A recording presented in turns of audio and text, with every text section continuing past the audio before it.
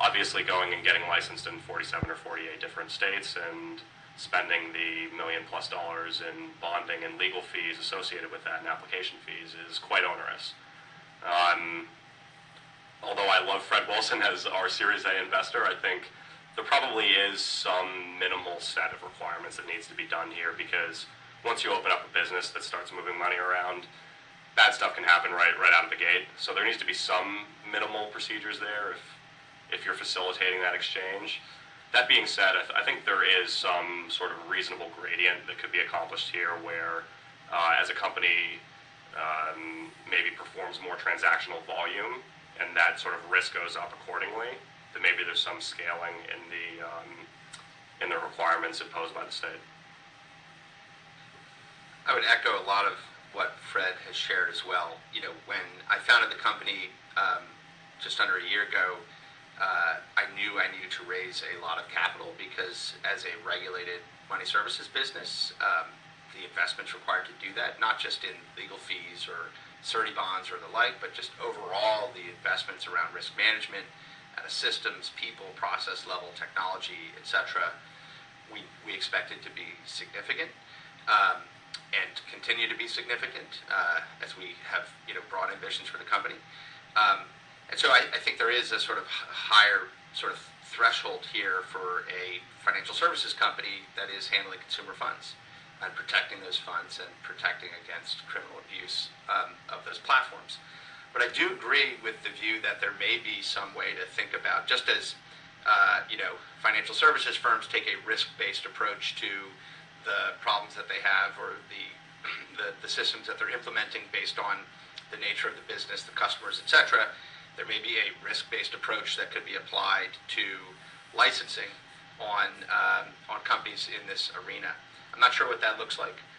It could be, today there's sort of a floor on surety bonds. The underwriters of those expect a certain level of capital and collateral and management expertise and all these things. And if every single startup had to achieve that, that is a significant barrier. I would say the other major issue, and this is something that I also submitted in my written testimony, is I think we're at a place not only where a Bitcoin-based MSB is by nature national in scope as a pure online service. It's also international in scope to just the nature of this. And a lot of my impression, the original money transmission statutes were really designed around interstate types of money transfers, really not contemplating the global internet. And it strikes me that this industry would benefit greatly from a highly coordinated approach amongst key states at a minimum, if not all major states, through the Conference of State Bank Supervisors.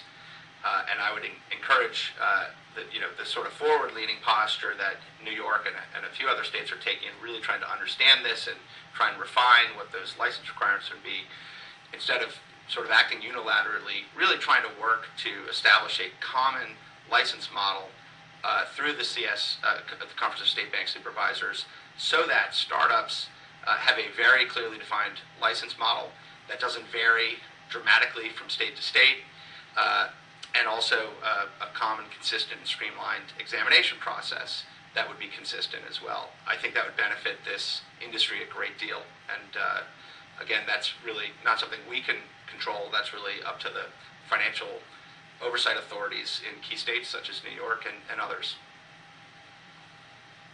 I'll just let you know, we are talking to other regulators. We are talking to CSBS, and I think it's important.